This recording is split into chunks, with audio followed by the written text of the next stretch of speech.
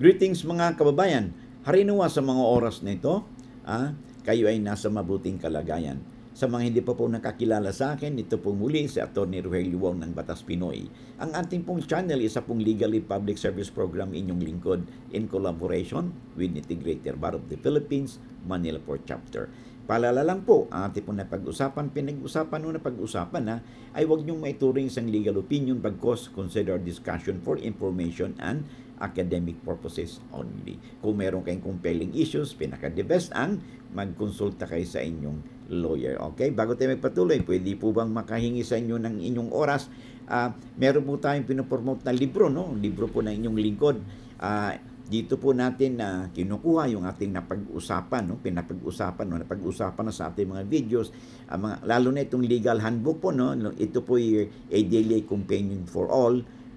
Ito ay extract po ng mga batas na may kinalaman po sa buhay po natin, no? From the time na tayo pinanganak o hanggang sa mawala, at saka of course, meron tayong issue sa ating pamilya, sa ating employment, sa pagpatitulo ng lupa, sa mga mana, all these things, mga basic po, no?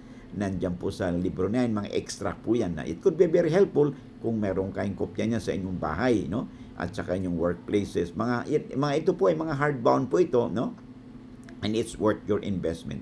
Of course, meron din po tayong handbook on the Bill of Rights. Ay ito po ay may kinalaman po sa ating karapatan, no? Lalo na sa issue ng arrest, warrantless arrest, no? Kailan ba tayong pwedeng maaresto ng walang warrant? At dapat may warrant.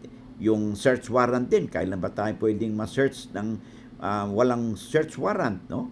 At saka kung tayo ay under investigation, ano bang karapatan ng isang tao na under custodial investigation? Of course, meron moderno na po tayo ngayon. Meron na buong crime na cyber crime, no? Na kung saan ang ating mga electronic gadgets, ang ating mga laptop, ang ating mga mobile phone, no? Pag nagamit po ito sa krimen, that could be subjected sa confiscation po or examination, forensic examination. Kung kailangan, ay meron ding tinatawag nating cyber warrants. Okay? So, napaka maganda pag meron po kayong kopya ng mga librong ito sa inyong workplaces, sa inyong bahay. Of course, yung labor laws po, ay labor code natin, yan, explanatory na po yan. No?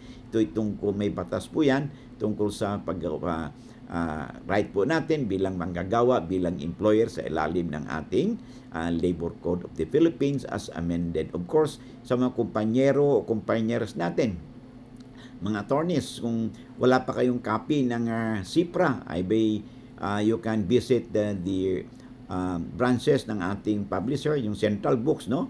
They have branches in Metro Manila, meron din sila sa Cebu at saka sa Davao. Okay? And you can also order online. So paki-screenshot lang po, no? Ang ating mga librong ito, no? Should you be interested in having a copy of this book. All right? Maraming salamat, no, sa inyong oras. Okay?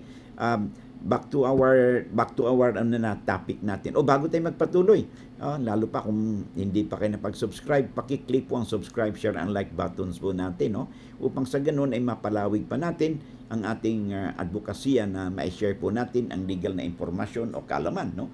Sa ating mga kababayan, saan man po kayo o sila naroroon, no? From the time na ito napanood ninyo. It could be your friend, no? It could be your kapitbahay, kamag-anak po ninyo, kakilala ninyo, na sila rin ay may mapulot po sa ating napag-usapan. Okay?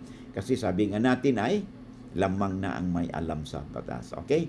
Maraming salamat. Okay, back to our main topic. Ang topic po natin ay may kinalaman po ito sa sulat po sa atin. Itago natin siyang sa pangalang si Dondon. Okay. So, sabi niya dito, sabi kasi niya dito, siya daw ay isang anak sa labas na inabandonan ng kanyang ama. Okay? So, basahin muna natin yung kanyang sulat, no? Okay. Sabi niya, magandang araw, attorney. Ako po ay anak sa labas ng isang retired na police officer. Ang aking ama at alam po ito ng marami, pati na ang kanyang pamilya. Pero inabandon na po ako at hindi tanggap ng pamilya niya. Pero mahal naman po ako ni Papa dahil nag-uusap kami paminsan-minsan, pero patago lang kasi magkagulo pag nalaman ng asawa at mga anak niya.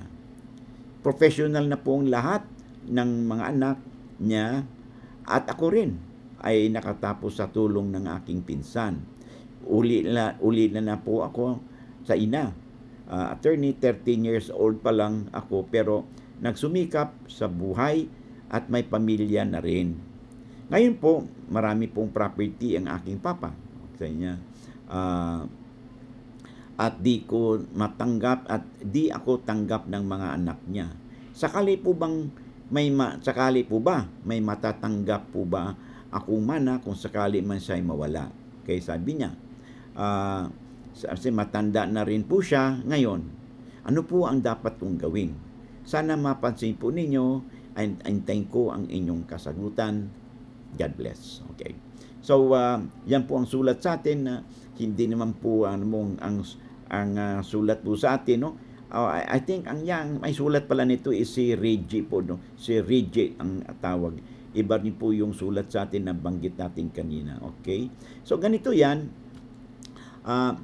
At least, ang mabuti sa iyo, Reggie, ikaw ay kinikilala ng tatay mo. But sabi mo nga, mahal ka ng tatay mo dahil kahit paano patago, nagkikita kayo, nag-uusap kayo. Okay? Ngayon, para sigurado na wala kang wala maging issue later on, no? Kung wala ng tatay mo, because kailangan kasi mayroong proof ka na ebidensya na kinikilala ka. In short, in-acknowledge ka ng tatay mo. And the acknowledgement can only be done, no? By the father during the lifetime of the father. So habang buhay pa siya, ay pwedeng magkaroon kayo ng mag-execute siya ng tinatawag nating affidavit of acknowledgement, okay? Or affidavit na pinapayagan ka na gamitin yung kanyang apelyido, okay? Or tingnan mo sa yung birth certificate. Mayroon bang pirma ang papa mo doon? Kung wala naman siyang pirma, that's fine. Basta magkaroon na siya ng kasulatan o isang affidavit na kinikilala ka niya, you are an acknowledged child, okay? So, and then, what about your baptismal certificate? Nandun bang pangalan ng papa mo na nakalagay doon na ikaw yung ama? O meron ba kayong pictures ng magulang mo, yung papa mo, na karga-karga ka niya? Meron ka bang ding mga ebidensya na paminsan-minsan, o kahit na inabandon na ka, ay binibigyan ka ng pera, no? O magagamit mo ito, no, bilang pagpapatunay later on na ikaw ay isang acknowledged child kasi o non-marital child kasi nga ay hindi ka naman kinikilala ng kanyang first family, which is normal kasi alam po ninyo may hostility po talaga yung first family at saka po yung second family, lalo na yung mga anak, no, yung mga half siblings, because obvious naman po merong rivalry yan. Yung may tinatawag kung yung tunay magkadugo, may tinatawag nating sibling rivalries, more so kung hindi talaga 100% na magkadugo. Normal lang yan na merong jealousy, kasi unang jealousy about pansin, about love ng magulang. Of course, jealousy at saka insecurity doon sa mana, no, matatanggap. Katulad niyan, ang sabi mo, may maraming property yung papa mo. So, paano bang pagdating ng araw kung sakaling mawala siya, ano bang karapatan mo? Okay? Well, ikaw bilang non-marital child, no, ay entitled, ikaw may tuturing pa rin ay na compulsory heirs. Sino bang compulsory heirs? Palagi natin sinasabi.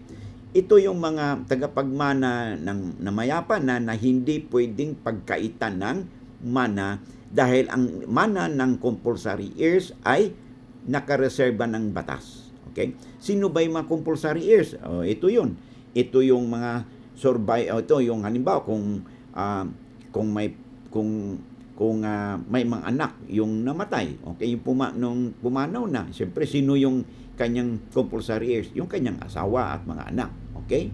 Now, kung walang asawa at anak yung pumanaw, sino yung kanyang mga compulsory heirs? Aba, kung buhay pang magulang niya, ay siyempre yung magulang niya.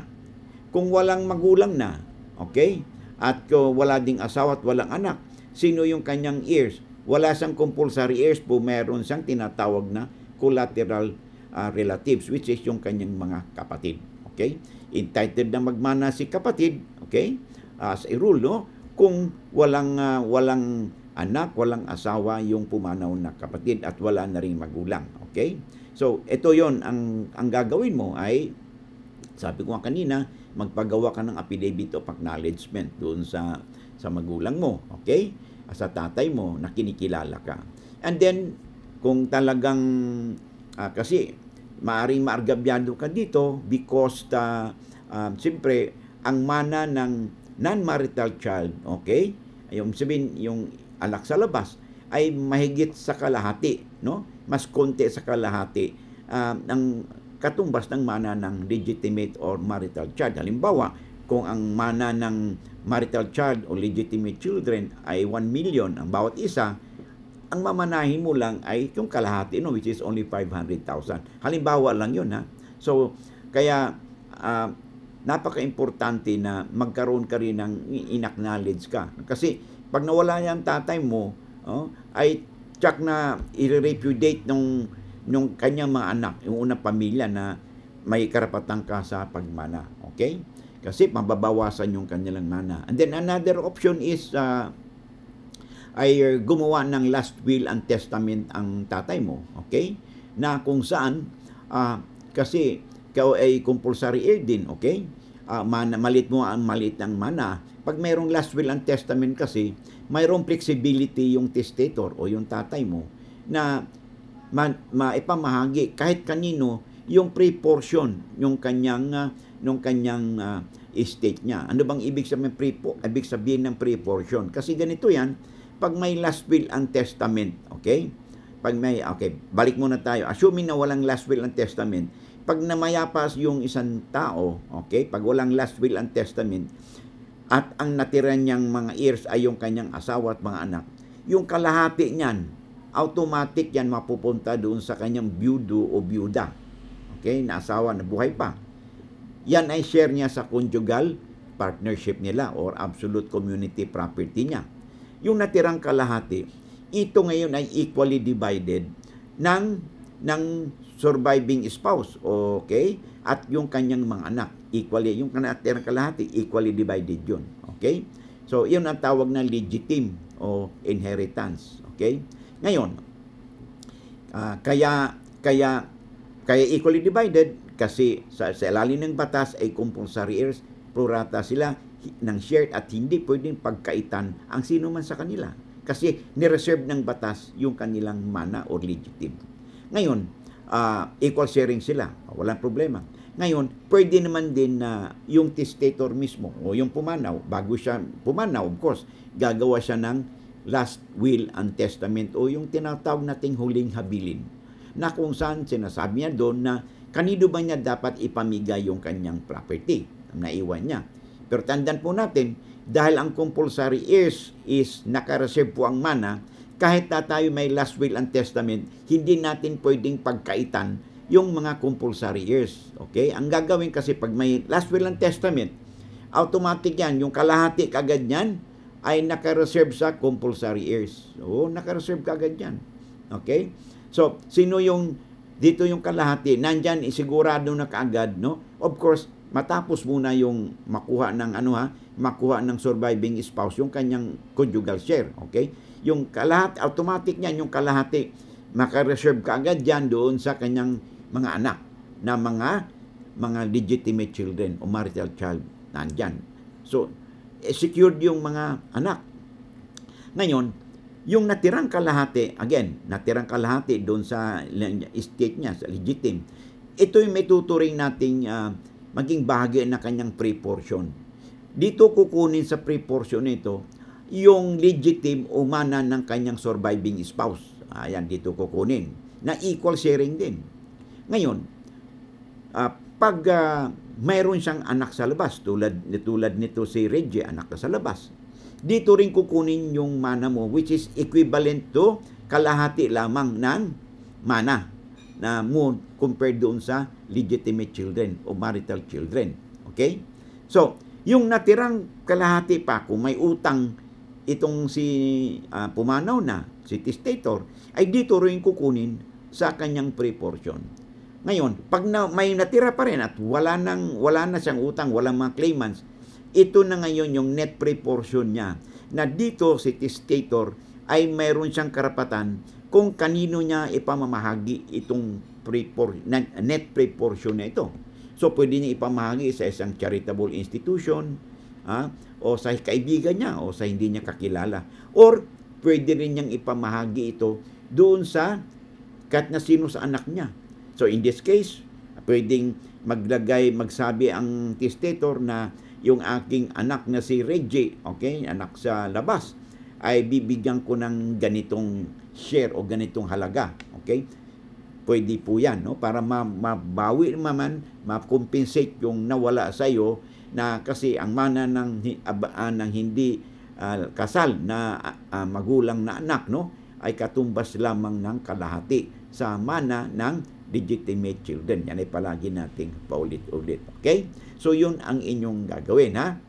So I hope maliwanag yun kung anong dapat yung gawin, no? Upang sa ganon ay secured na hindi ka magkakaroon ng problema, no? Pagdating ng panahon. Kasi pagdating ng panahon kasi, sigurado yan, magkakaroon talaga ng clash, no? Yung half siblings mo at saka ikaw, kasi mayroon talagang opposition na hindi ka bibigyan. Kaya you should be prepared. Okay? Mayroon kang acknowledgement ng tatay mo na ikaw ay kinikilala niyang anak. Okay? At of course, kung mayroong last will and testament, mas makadagdag din po yun. Okay? So hanggang dito muna tayo, no? And I hope, Reggie, you are properly guided, no? Dito sa kasagutan ng inyong sulat. Hanggang dito na muna tayo. Maraming salamat and I hope to see you again in the next live streaming po natin. God bless.